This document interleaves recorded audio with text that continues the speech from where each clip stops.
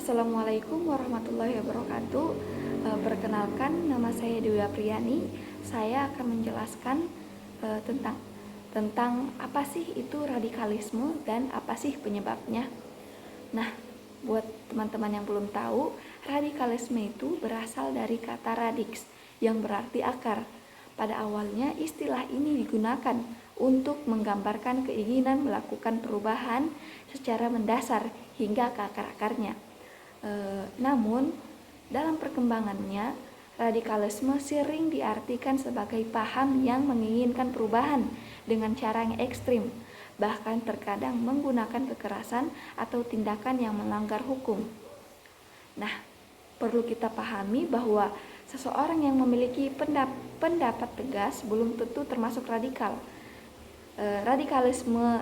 Radikalisme sendiri menjadi berbahaya ketika seseorang mulai menganggap hanya dirinya yang paling benar, menolak perbedaan, serta membenarkan tindakan kekerasan untuk mencapai tujuan.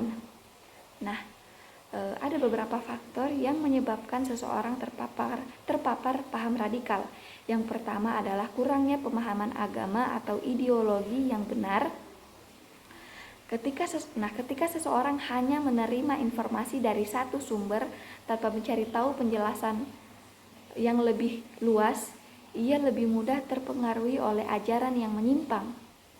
Nah, faktor yang kedua adalah kondisi sosial dan ekonomi, seperti kemiskinan, pengangguran, atau rasa ketidakadilan. Dalam kondisi tersebut, seseorang lebih mudah dipengaruhi oleh kelompok tertentu yang menawarkan harapan atau solusi instan. Nah, faktor yang ketiga adalah lingkungan pergaulan. Seseorang yang sering bergaul dengan kelompok berpaham radikal berpotensi mengikuti cara berpikir kelompok tersebut. Selain itu, perkembangan teknologi dan media sosial juga menjadi faktor yang mempermudah penyebaran paham radikal ini. Nah, saat ini, berbagai informasi dapat diakses dengan mudah, termasuk konten yang berisi ujaran kebencian, provokasi, atau ajakan melakukan kekerasan.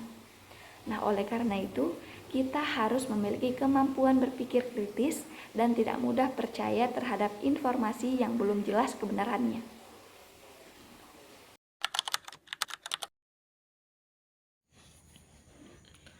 Bismillahirrahmanirrahim. Assalamualaikum warahmatullahi wabarakatuh.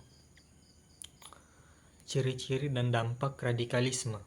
Selanjutnya, saya akan menjelaskan tentang ciri-ciri dan dampak radikalisme. Ada beberapa ciri yang biasanya dimiliki oleh orang yang mulai terpapar paham radikal. Pertama, menganggap kelompoknya paling benar dan kelompok lain selalu salah. Kedua, tidak mau menerima perbedaan pendapat. Ketiga, mudah mengkafirkan atau menyalahkan orang lain tanpa dasar yang kuat.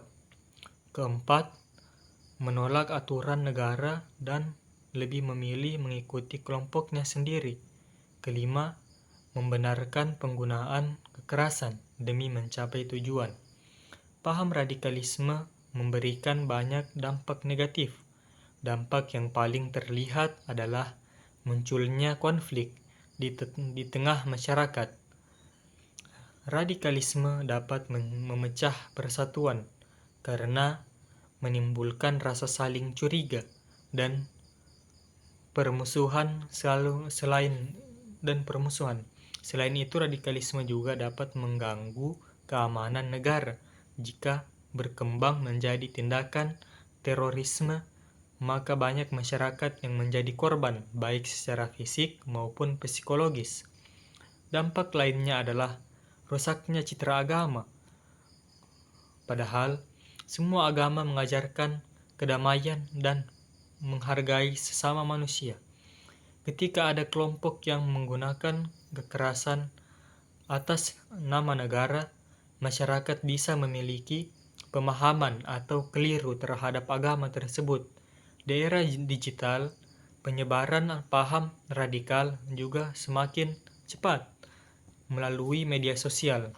Konten berupa video, gambar, atau tulisan provokatif dapat memengaruhi orang yang kurang memiliki pengetahuan atau kemampuan menyaring informasi. Karena itu, kita harus lebih bijak dalam menggunakan media sosial. Jangan mudah menyebarkan informasi sebelum memastikan kebenarannya, dan biasakan memeriksa sumber informasi yang terpercaya. Baik, bismillah, assalamualaikum warahmatullahi wabarakatuh. Perkenalkan, nama saya Jinan. Selanjutnya saya akan menjelaskan tentang upaya pencegahan radikalisme, yang dimana radikalisme dapat dicegah melalui pendidikan, keluarga, tokoh agama, dan masyarakat. Kita harus menanamkan sikap toleransi, menghargai perbedaan, serta tidak mudah terpengaruh oleh informasi yang belum jelas kebenarannya. Sebagai mahasiswa, kita juga mesti harus berpikir kritis, menggunakan media sosial dengan bijak, dan ikut penyebaran pesan-pesan perdamaian. Kesimpulannya, radikalisme merupakan paham yang dapat mengancam persatuan. Oleh karena itu, kita semua memiliki tanggung jawab untuk mencegah penyebaran dengan menjaga toleransi, persatuan, dan saling menghormati. Mungkin itu saja yang dapat saya jelaskan. Sekian dan terima kasih. Wassalamualaikum warahmatullahi wabarakatuh.